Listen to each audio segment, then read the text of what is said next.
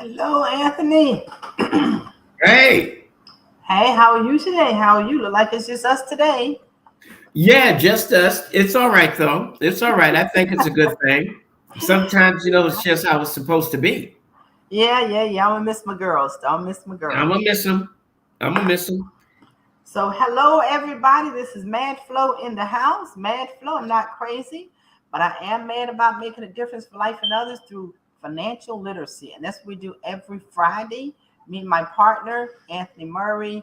We also usually have Tanya Pilcher Scott on the show with us, and Renetta Gardner. We're gonna miss them today. We're gonna have a great show. We got a great guest for you. So everyone tune in 1 o'clock every Friday, ATR Financial Sins. And I'm gonna turn it over to Murray. Anthony, let them know who you are. My name is Anthony Murray, and I am the retirement financial expert with World System Builder, World Financial Group. Matter of fact, I have an office in Rankin, Georgia called WFG Rankin Financial Center. And I'm here to help you understand how money works, especially when you're ready to retire. Now, look, we have a very special guest today. She is going to introduce herself in a few moments. We're going to bring her on. But she also is with this world renowned organization called World System Builder, World Financial Group. I happened to meet her at one of our functions. And listen, let me tell you something. If you need to understand how taxes and the small business come together, you need to be here. And if you know somebody that need to understand how the small business and tax come together, you need to get them here. All right. So this is a powerful session today. You don't want to miss it. Don't get distracted. If you want to do anything, get on this phone and invite at least 5 people. At least 5. You can't think of 5, think of 1. If you could think of more than 1, think of 3, right? Get them here. This is going to be extremely, extremely, extremely important for the small business as we move into 2023. Okay, so we're going to be bringing our guests on in a few moments. But Flo, tell us a little bit about what you do. Hey, Mad Flow's in the house. I work right there alongside Anthony Murray there in the financial industry. I'm a financial educator. What I love doing is I love teaching people how to understand and make their money work for them. Because you know what? If you don't have that knowledge, people take advantage of your ignorance, and you're taking advantage of every day because you do not know. So, what better way to do something is to learn it? We offer free financial workshop classes. I'm gonna share that information, the link that you can log on and register Monday through Friday. We got them 2 o'clock, 8 o'clock, 10 p.m. So if that's not convenience, I don't know what is. Plus, you do this in the comfort of your home, and we have different instructors every time we come on. So don't miss out. Mad Flows in the house, ready to get started with this day right here. So let's go ahead and introduce our guest for today. And Anthony, let them know who we are. Wonderful, wonderful. Well, this is Miss Amber Profitt. She is a tax strategist. She's going to tell us a little bit about her organization. She is also part of World Financial Group, World System Builder. She's located in the Maryland area. Am I right about that? In Maryland, right? All right. Yes. So listen, guys, y'all are in for a treat. Now, I know y'all have questions about taxes. We're going into tax season.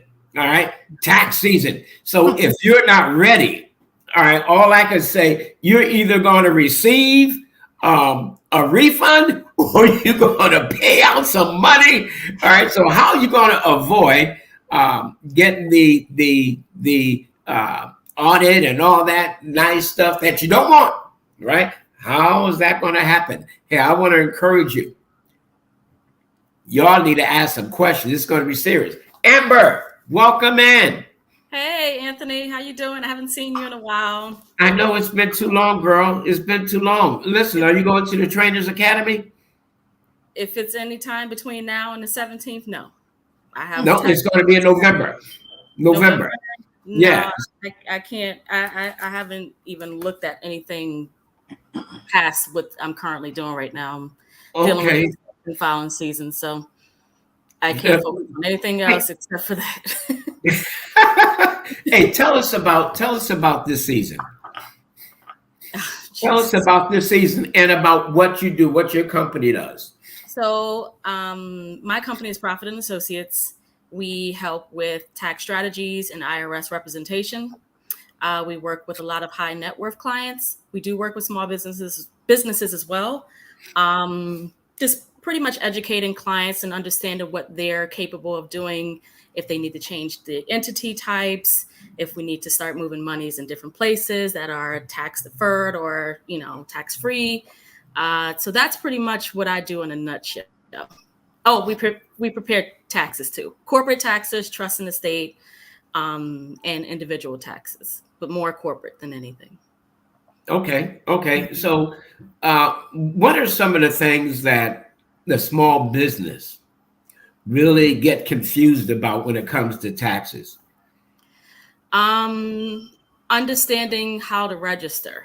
I think that's the biggest downfall.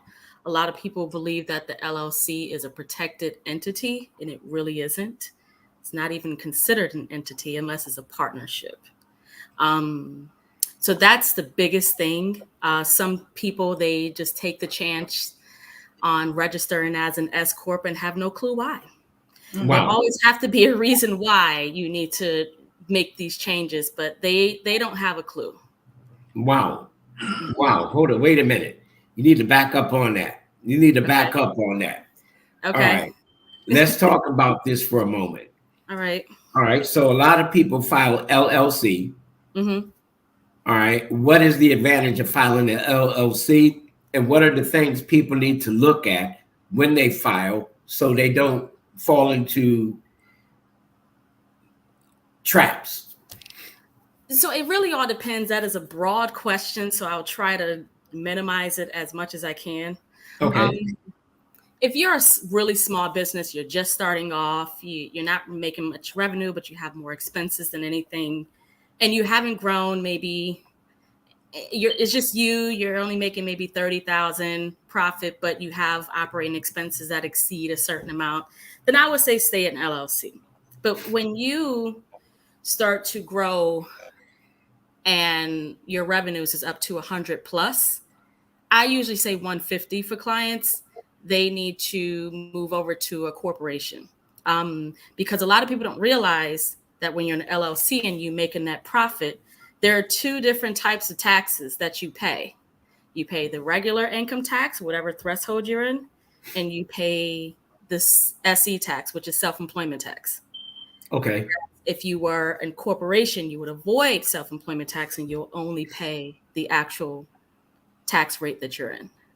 All But right. not many people know that. A lot of accountants don't explain it. They don't point those factors out, which is very important for just small business owners, because they never understand why they owe so much. They don't realize that additional amount comes from the self-employment tax.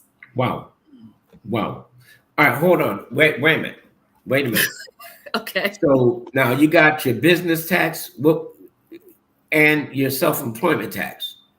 No, so it's your regular tax. income tax. Income tax, right? When you're a small business owner, you're in your LLC, you can be an LLC, DBA, or just a sole proprietor. All that stuff goes on your personal tax return. It's considered a pass-through entity, just like an S corp. But the difference with the LLC is that you have self-employment tax.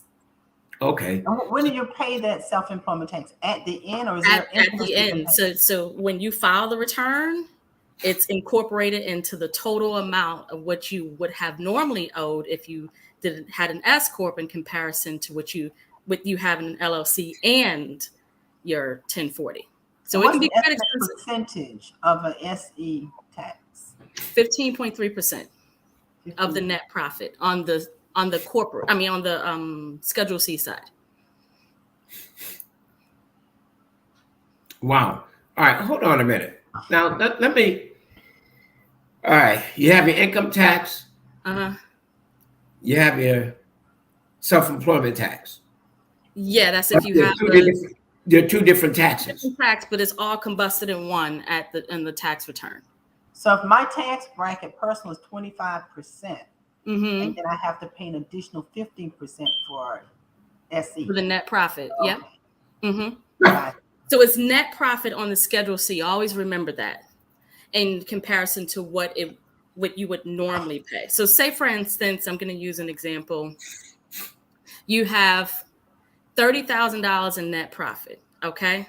But you had a W-2, which was about $150,000 plus any dividends or interest or whatever, which exceeds to $180,000. Depending on how you file, single, head of household, married, filing jointly or separately, that determines how much you'll pay.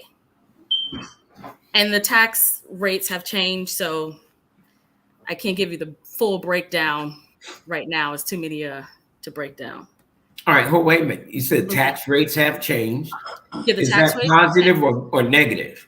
It all depends. So I can't really say if it's a positive or a negative. It depends on what you've done as a taxpayer. If you've taken advantage of any tax credits, if you've done any SEPs, which is self-employment pensions, solo 401ks, if you decided to pay yourself a salary outside of your business. So it really all depends. I couldn't really say specifically if it's a positive or a negative for someone. All right. Someone can have the same situation, but do things completely different, and it can be different. You know, the situation can be completely different. All right. Now, I'm going to ask you to be redundant a little bit, but talk about tax credits.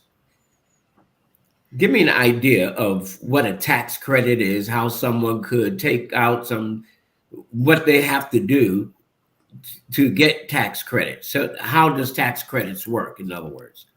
So there's so many tax credits. So like I said, I deal with a lot of high net worth clients. Okay. So I do a lot of tax planning for my high net worth clients to determine which tax credit would be best for them. A lot of my clients, we have been taking advantage of the gas and oil credit. No one really knows about that because I never heard of that. Right. So we take advantage of those gas and oil credits. You can be an employee working for someone as long as you fit into that tax bracket, or you can be a sole proprietor or a corporate entity owner or a trust owner. You have the ability to take advantage of the gas and oil tax credit. All right. So what bracket is that? So if you're married filing jointly, it's $300,000. If you're single or head of household, it's $250,000. Okay. Yes. Question. Mm-hmm. Okay. I'm having solar added onto my home. I get a tax credit. Mm-hmm. So now that's on my personal home. That's not on my business. Investment property. So if I do it on my I will get a tax credit for that, but I cannot claim that for my business. But if I do have the solar added to my business, have that added, then I can take that as a tax credit for the business, correct? Yeah, you can. Mm-hmm. Okay. Yep, but that is separate from what I mentioned as far as gas and oil. Okay. Yeah, so that's totally different. But that solar is definitely part of the tax credits. Fuel credits, they have different types of credits, so it really all depends.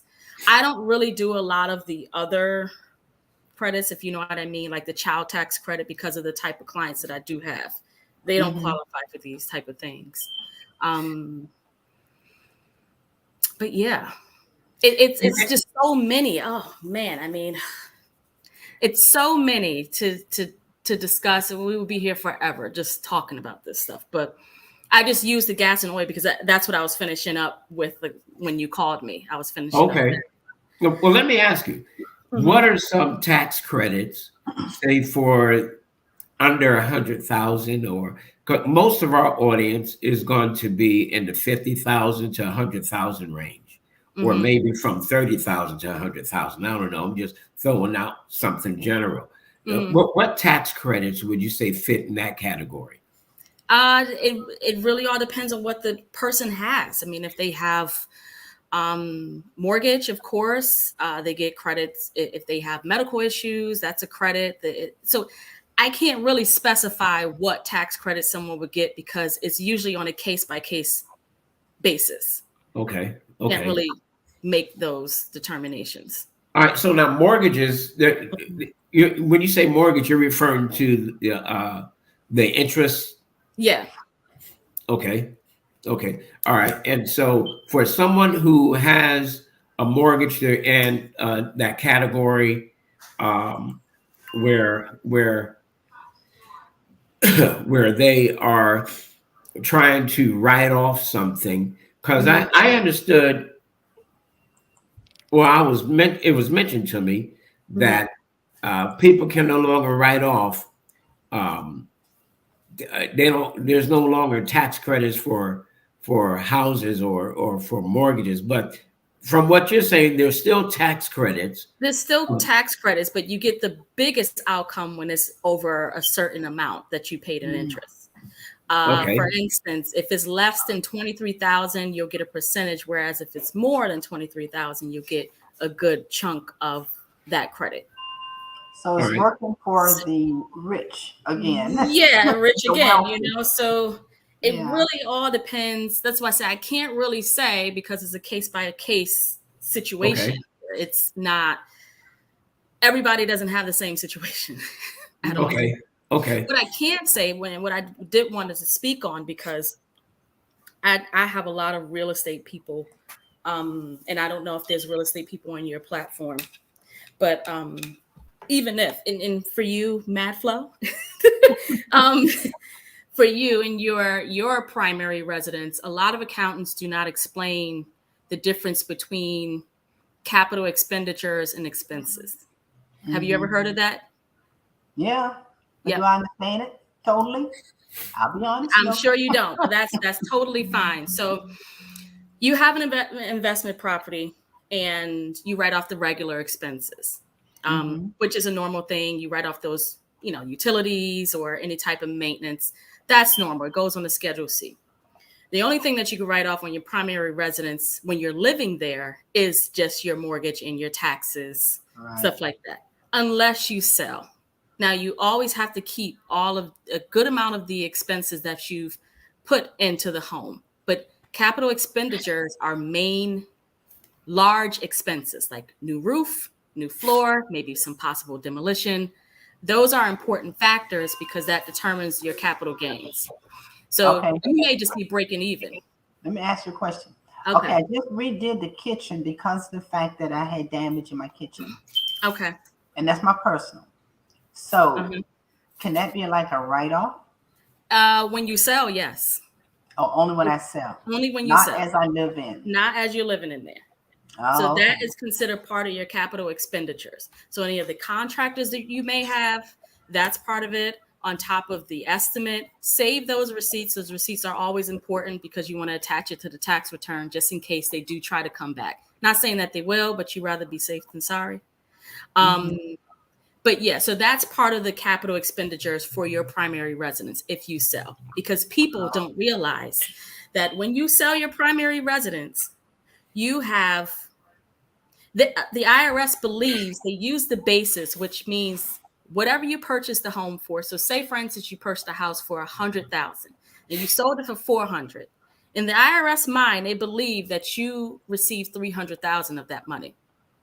They don't know the full breakdown of what you've expensed out while you live there.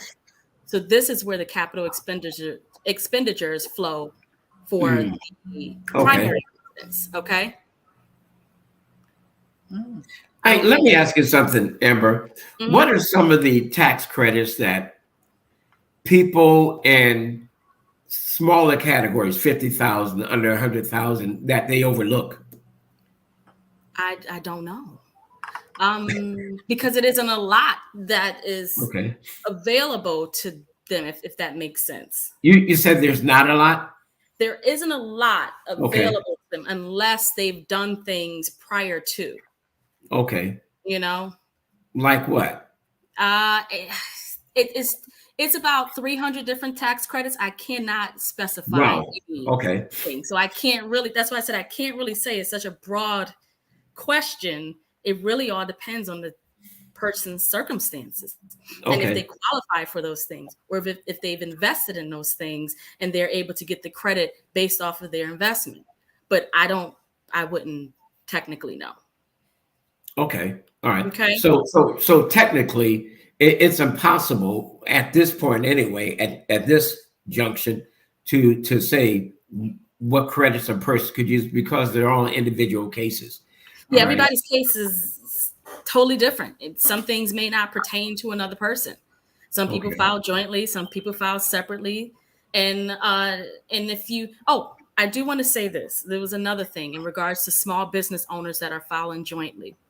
When you do file jointly and your spouse does not have the liability and you do, the accountant is supposed to file an injured spouse form for the spouse, just so they won't be responsible for your tax debt. Because if you don't, they will be responsible for your tax debt and they'll have the same issues as you. All right. Okay, The so accountant should file a what? Injured spouse form. Okay. so my husband, we do file jointly. Mm-hmm. So my husband is not, part of the business. His name is not on the business, but we still Mm-hmm. file jointly. So Mm-hmm. my accountant should be filing an injured spouse. What's that called? Injured spouse form. So that takes the liability off of him. You guys still get the married filing joint credit because that's the lowest credit. If you do married filing separately, that's like you're filing single. But Okay. married filing joint is always suggested as long as you file an injured spouse form. All right, so I got to remember Okay. that. Now, you talked about the capital expenditure. Because see, my daughter had just sold her house that she was in for, I think, for 5 years, but she did a lot of improvements. And Mhm. I bet you I can go back to her tax record, and that was not included. Well, she Yeah. she sold it this year. She So sold it in this year, so when she 2022, she'll be filed filing for for 2021, right? 2022, she just need to make sure she puts all of these expenses, capital expenses she did on her taxes for this year. Right. So just know capital expenditures is also part of the HUD. So the first HUD when you purchased it and the second HUD when you sold it. There's only certain things that you can write off, but that's part of your capital expenditures. Mm. Okay. Okay.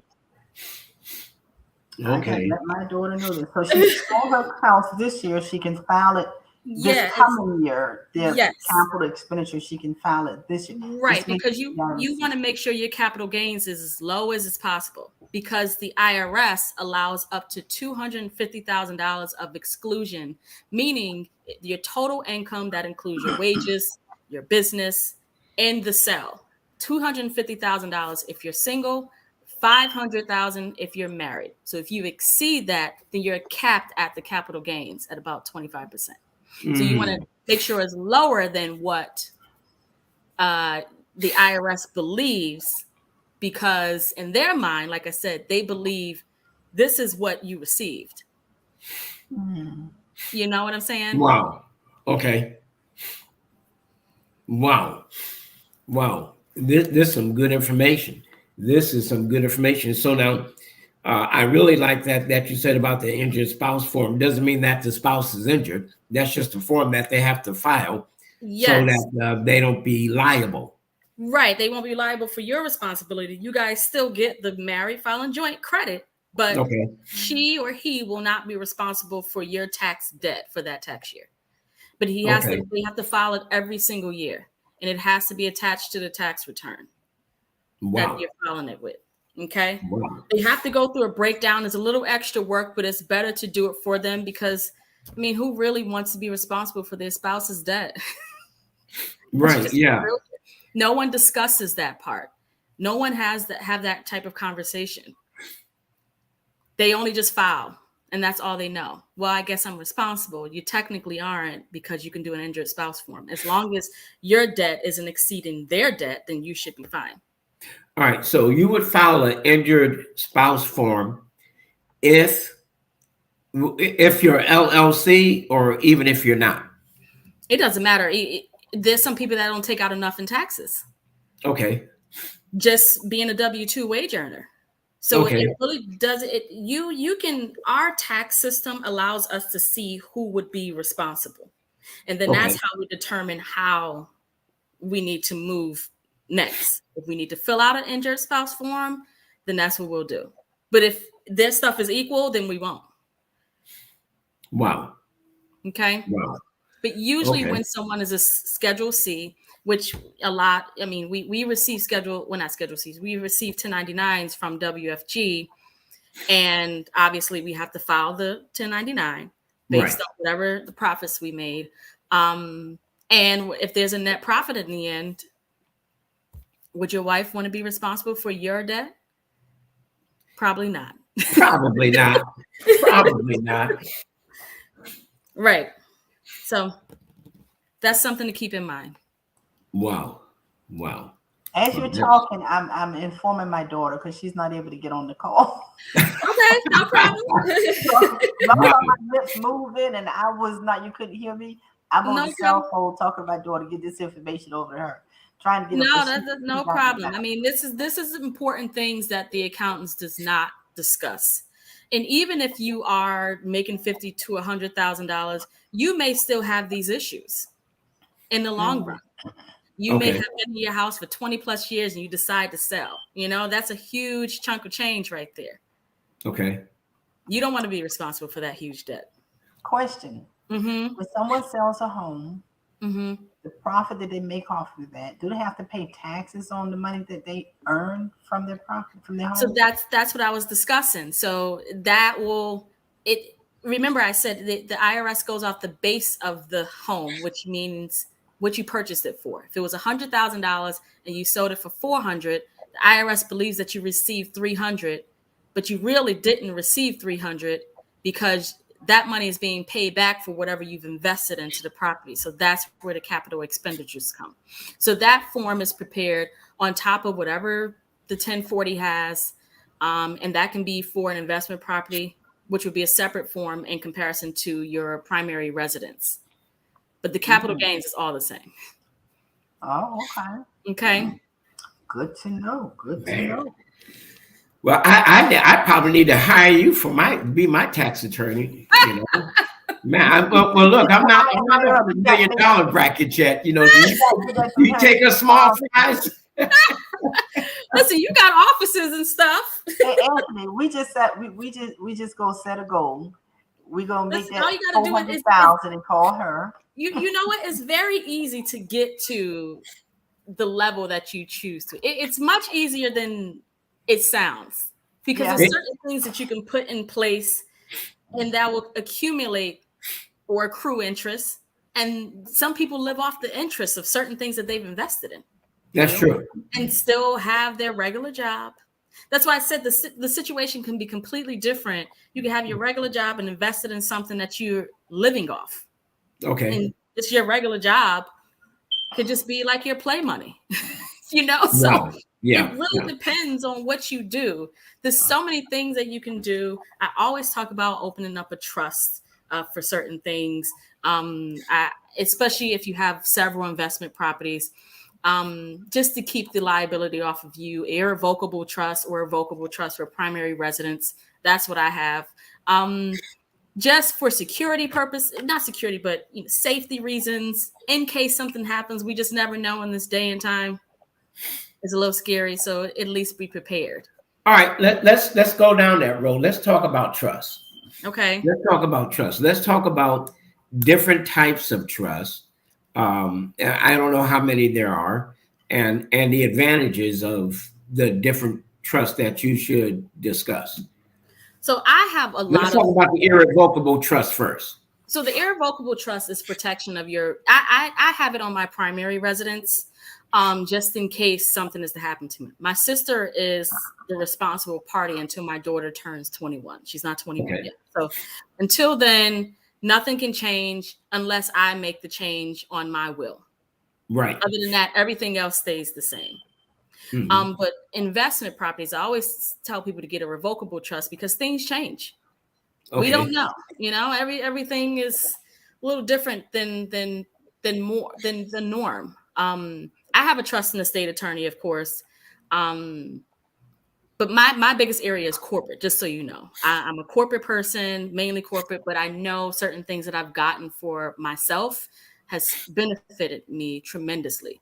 There's other things that you can do too, that my trust and estate attorney mentioned. If you have investment properties under you personally, you can make it seem as if you don't own them or they're not even around in your realm, even though you own them. But if in case you were in an accident and someone tries to sue you, a good attorney will look up and see what you own, and see everything that you own and try to go after everything that you own. There's some things that you can do to make it seem as if you don't own anything other than your primary residence. Oh, yeah. Okay. All right. So the trust attorney can tell you, I forget the name. Don't quote me. I forget the name of it, but there's something in particular that they do where they can remove you or hide you personally away from those properties as if you don't own it. Okay. Now let me ask you something, because you said something that was very interesting. You have two different trusts. You have an irrevocable and a corporate. Yeah. Okay. A corporate trust. All right. I never heard of the corporate trust. That's for your businesses. Mm-hmm. And the irrevocable one is for my primary. Mm-hmm. Okay. So I heard of revocable trust and irrevocable trust, but I never heard of the corporate trust. Yeah, there's corporate trust. There's and a few of my clients, we have them get corporate trust because of the threshold that they're in. Anyone making over $1 million plus should consider getting a corporate trust. Okay. They should, even if they're a 1099 like us. If that 1099 says $1 million, yes, they should be corporate. So they can. So here's the thing. Here's the thing, because a lot of business owners don't realize, when you get a 1099 like we do, right, I funnel the money through my company and pay myself a salary from that 1099. So I can offset the amount that 1099 says. I still have expenses on that 1099, and I pay myself more as a salary owner so I can lower my tax liability. But obviously I do other things as well. So as a business owner, if you're receiving a certain amount, you can set up a salary for yourself, pay yourself a W-2 wage earner. Unless you are in a partnership LLC, it is illegal to do it per the IRS. But anything else, corporate, C Corp, S Corp, single member LLC, like, or sole proprietor or whatever, you can pay yourself a salary from the monies that you receive from them. That's one way you can lower your liability, because you're already pre-taxing. Okay. So or pay you myself. So pay myself. Yes. For my business. Yep. I'm an employee for my business. The structure, how do you set that structure up? You can just be an LLC, and you can go through a payroll company, Paychecks, ADP. They set up all the stuff with the state, depending on where you are. And then you determine how much you want to pay yourself every month. Is it bi-weekly? Is it monthly? Or is it, every week? And that's called what? Payroll? Payroll. You say something. Just payroll. Yeah, just payroll. Where did I go through to get, you said something. Oh, ADP, Paychecks. ADP. Or Paychecks. Or Paychecks. Okay. And then right, set it up for me so I can basically W-2 myself, pay myself monthly, weekly, whatever. Okay.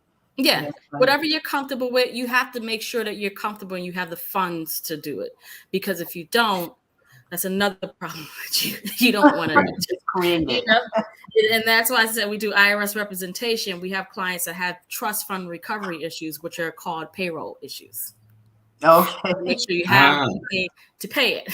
So whatever you are comfortable with, whatever you can pay, if it's $1,000 a month, just do it that way until you're ready to increase it.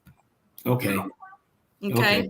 Wow. So there's advantages, I'm sure. Of how much time do you have, Amber? I know. It's Friday. Okay. Yeah, it's Friday and the hurricane's out there. Yeah, we supposed to be getting this dang on hurricane. I'm so pissed right now. I'm so mad. Well, look. Where are you located? Things to do, huh? Where are you located? In Maryland. Maryland, my So sister, it's coming up. They have a state of emergency in Virginia. I'm 15 minutes away from Virginia. Okay. I said, if that's the case, then it may be coming this way, and we're supposed to be getting heavy rain. Wow. I think the wind is supposed to be between 30 to 40 miles. I said, okay, I'll stay in the house. I was supposed to be a black tie event. It's Lord Jesus, but that's another story. Yeah. They cried hurricane, and I tell you, when we had prayer, we watched that thing. It went out to Ocean and bypassed our area. Really? It went right to Charleston and going up the coast now. So oh I'm wow, not worried about it. Lucky you. I'm jealous. It hasn't started raining yet, but I just bought some stuff just in case. Yeah. Well, we bought stuff because the stores were just running out. And I said, look, I better buy some food now so I can have it for next week, because we don't know when those trucks are going to get back here. So now let me ask you something.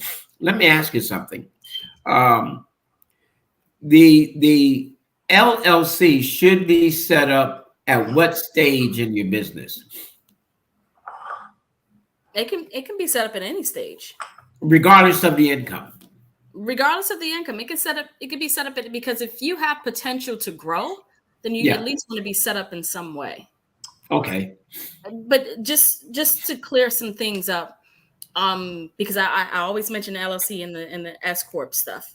When you start making money, your LLC can be treated as an S Corp. Okay.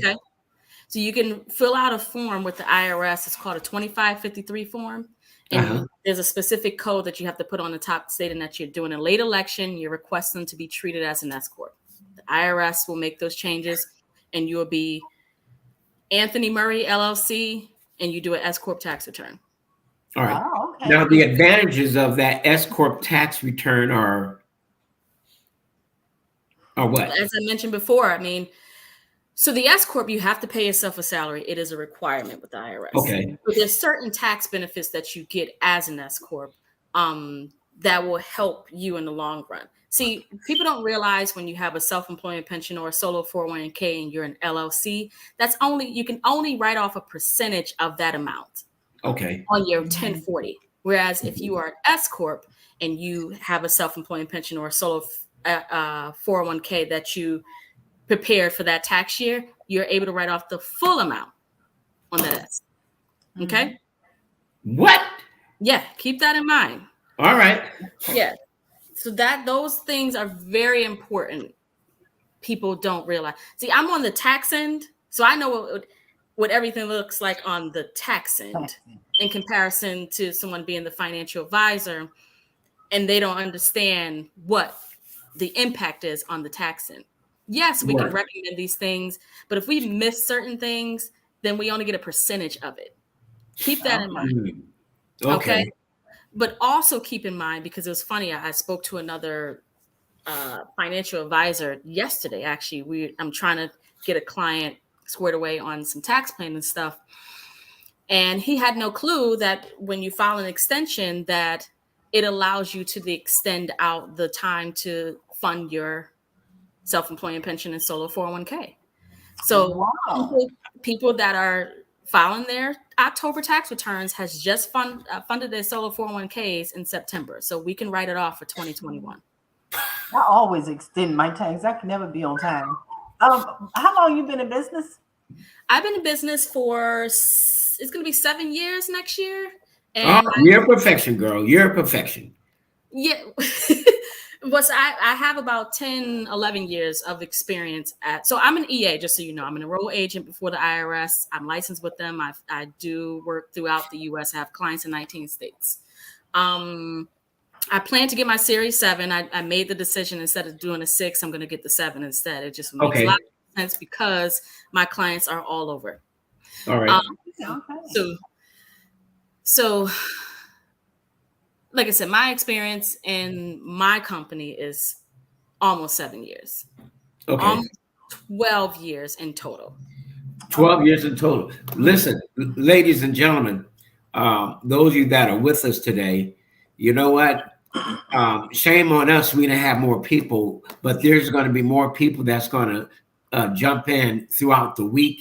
And this is something that's extremely, extremely important for us business owners and people that are aspiring to become a business owner. Something that I did not look at, and you brought it up, which is valuable to me, is that I could just go ahead and do my LLC, get it done and over with.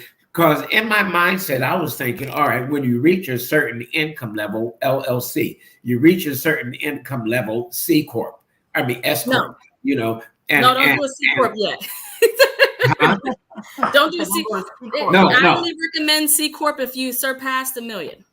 Yeah, only $1 million. Yeah. You remove the pass-through entity stuff. So just so you know, I don't know if you guys are familiar with pass-through taxes in comparison to just regular. Are you familiar with that? Oh, no. That's why we have you here.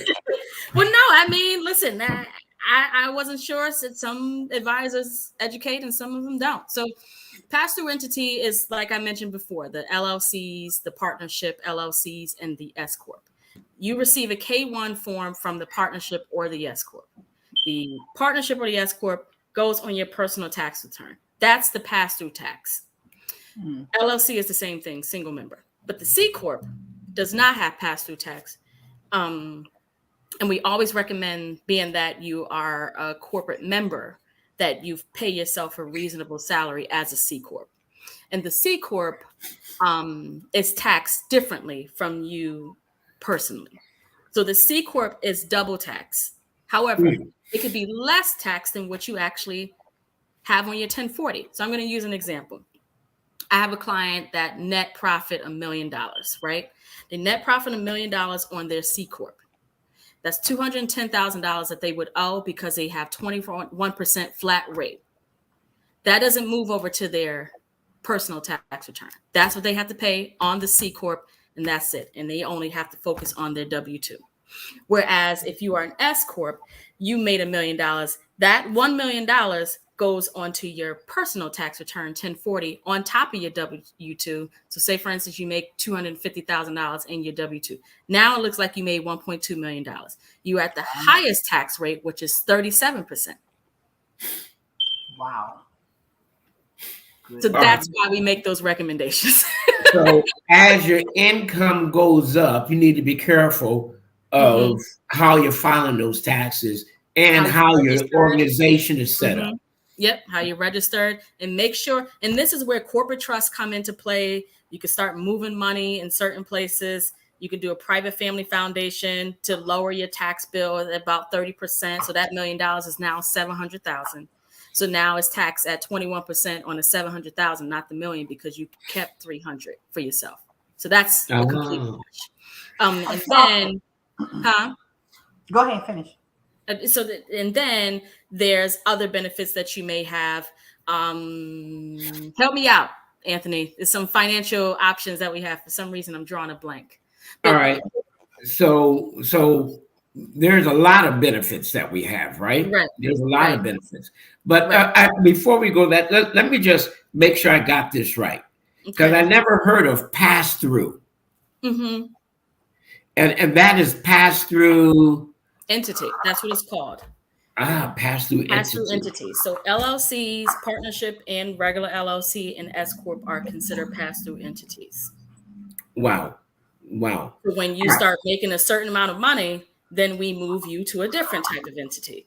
Okay. So when someone starts a business for tax purposes, they should open up an account in that business name? Yeah, of course. All right. And make sure you have all your operational expenses separate from you personally. Because what about you get audited, the IRS, how are they going to differentiate your personal and your business stuff? Okay. All right. So what about us 1099 folks? Like with WSB, WFG specifically, that we're 1099. Should we go ahead, open up business account, registered a business name, or? So that's difficult because I was trying to get WFG to pay me through my company. Yeah, but they don't want to do that. No. So I Okay. said, okay, though, let me You go be to the your creative Social Amber Security that I number. am. So I was like, okay, so this is where I pay myself a salary. Uh-huh. I Yeah. include whatever monies that I receive, even though it's deposited in my personal account. I move that money into my company. That's I write what a I check do. for my personal, write it to my company, and when I get my check every month for my wages, it's included in there. Yeah. That was the same thing I had to do because Yeah. WFG does not. They said no, we don't take TINs. Yeah, I don't know Everything why. goes I'm on your kind of Social upset Security about that number. because I have I have some big deals happening right now, and I don't want any trouble. Yeah. I know how the Mm. IRS works, and I'm the last person that can get in trouble. So I just like to do. It goes to my personal account, and then I immediately transfer it into my business account, Mm-hmm. and Yep. then pull it out and pay whatever I need to pay. So here's the thing: don't transfer it. Write a check I'll write a because check. write a check to the business Okay. as if Thank you. you personally owe the business. Okay. That So way, it in the doesn't look future, like it doesn't look like there's additional income for the business. Does that make sense? Okay. okay. So it won't look like it's what? Additional It looks income. like additional. It doesn't look like it's additional income Okay. for your business. So Okay. I have my Okay. personal account. I write a check, Amber Profitt to Profitt and Associates. This is for what do I write? I write something in specific. I'll get that information to you, Miss Flo. Okay. But I So write I something. can do that through my bill pay because I pay all my checks on my Yeah, you can do it through your bill pay. Write So a just check write to a your check company. to myself Mhm. instead of transferring from my personal account into my business. Right. Just But in the start habit of writing. right. But the good thing is you want to pay yourself an actual wage salary Okay.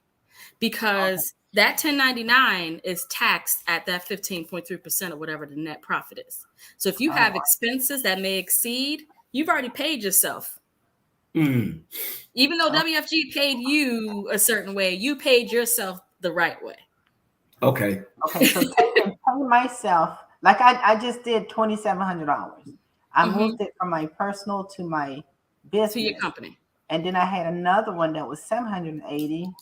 And I moved it from my personal, and this was from my rental properties. Right. Um, Well, your rental I'm property is No, completely no, different from correction. That was from yeah, my pension. So my from your personal pension. pension, I moved it from there to my business. And the only reason I did that really, But I'm gonna tell well, you your why I did that. pension is Because different. I'm trying to build my business credit. So I Okay. applied for a loan just recently. Okay. And it showed where one month I had $25,000 deposited. Another month I had $5,000 deposited.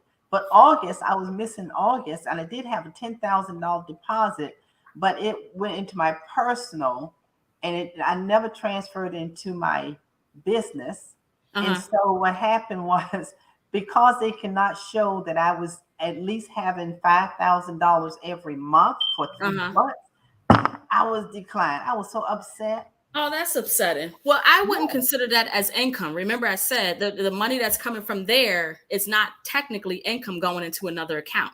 I know, It's but they only looked income at it. going to you, but you've The loan company looked at it as income because they wanted to see money moving.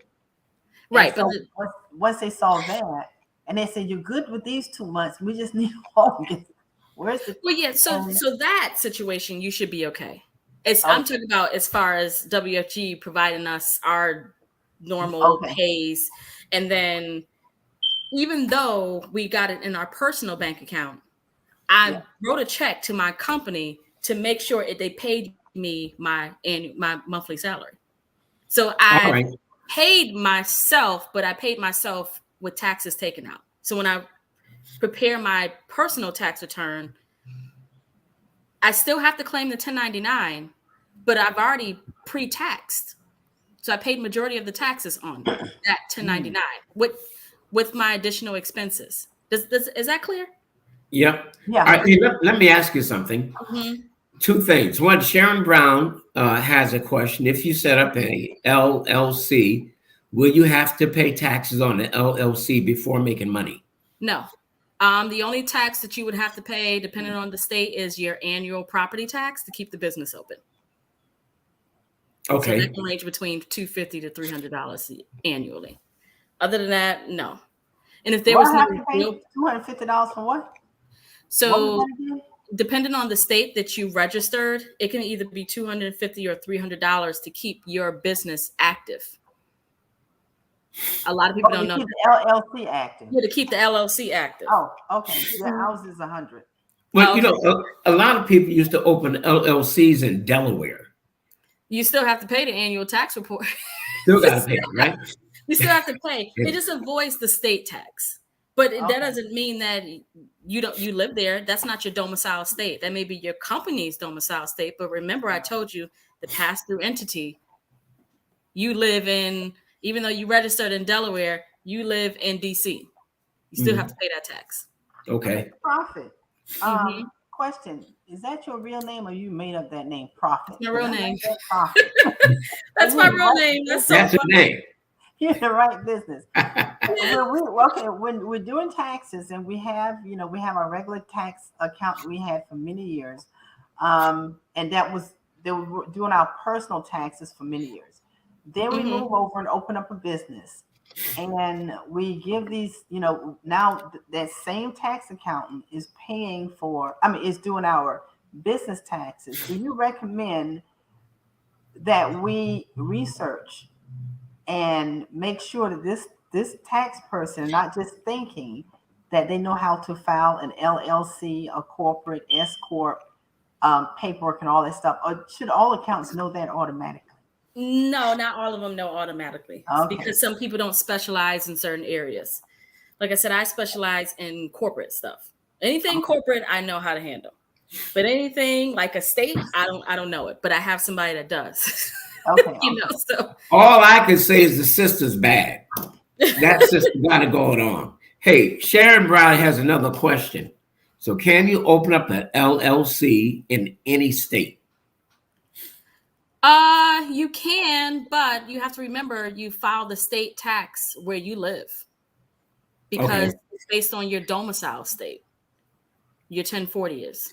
You're not avoiding that tax. I don't care where you file it. You can register it in a different state, or you can register in your same state. I would say register in the same state just so you can avoid filing two different state tax returns.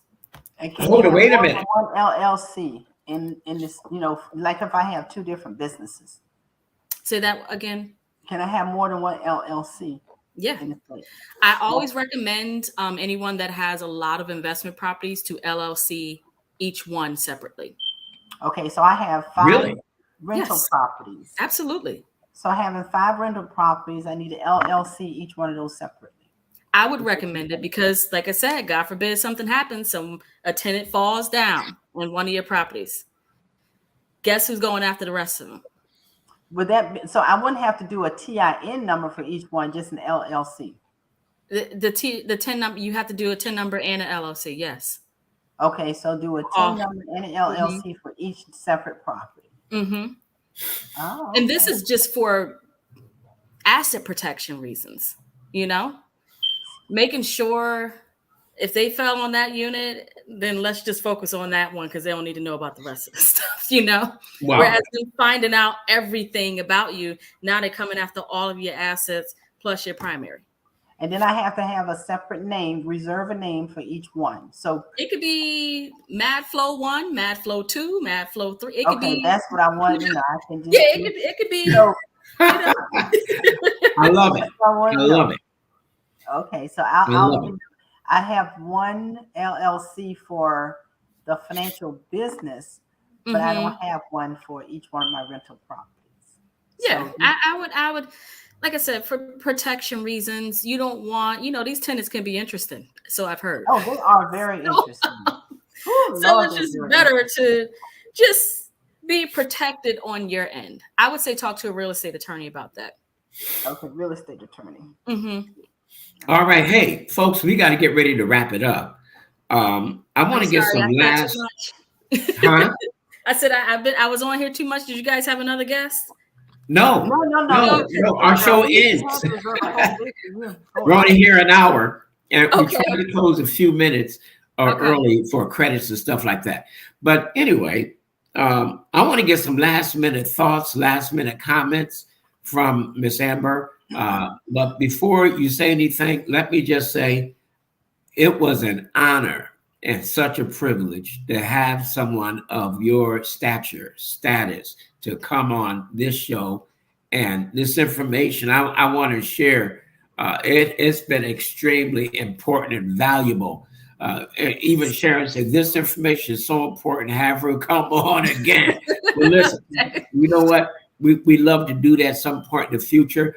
We're going into major tax season. And Amber, I know you are one busy woman. You have clients all over the country, all over. I see you with Amber Profitt Associates all over the country. I mean, I wouldn't be surprised if you end up with offices all over the country. I like how my company is now. It's easier to manage. I don't have to go into an office space since COVID kind of like had us working from home. It's easier to maintain, and my staff, they do whatever needs to be done. But you may see us with something big very soon. We just signed a contract with something. So. All right. Well, wow. We've got to get back to this, and we're so thankful. Sharon Brown said, "Hey, if she has questions, how can she reach you?" Can I leave something in the comments where? Yeah, and I'll post it on. Let me put a banner up there. Okay. Go ahead and put it in chat, and I'll copy paste and put it on the banner. Yeah, because we've got to run. We've got 4 minutes. We've got 3 minutes. Well, not according to my computer clock. No, look at on the screen. Oh, yeah. Okay. All right. Yours. All right. Hold on, I'm coming. I'm just trying to put my information in. All right, Sharon, we're going to put something up there for you and all those who's interested. I think we're going to put it in as a banner. Is that right? Yeah, as soon as I get it, I'll go ahead and put it as a banner. All right, sounds good. Let me copy. There you go. I did my best. All right. Hey, I tell you what, all we have to do is copy and paste. Copy and paste. Well, listen, close us out with some last comments. I mean, give us some last comments, Amber. Last comments. I mean, I hope for everyone that's going into the new year that are looking to open up businesses, take the information that I've given you into consideration. Even with you not being a larger scale company, still take this information as much as you can. That way you'll know what you're looking for. You'll understand what self-employment tax are in comparison to pass-through entity tax. Hopefully I explained it as much as I could. And if you have questions, just email me or call my office. Wow, that's powerful. Hey, listen, folks, we want to thank you for taking time to be with us today. My name is Anthony Murray, your aspiring retirement professional.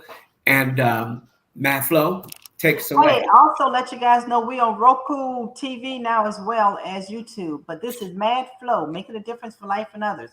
I'm not crazy, but I am mad about making a difference for life and others through financial literacy. This is Mad Flo checking out, you guys. Thank you so much, Ms. Profitt. It was awesome. I'm calling you 301-798-4051. Let me write that number down. You can call me anytime. Okay. All right, you guys. Yeah. Thanks again for having me. I appreciate you. Okay. Wonderful. Let me find the close out. Like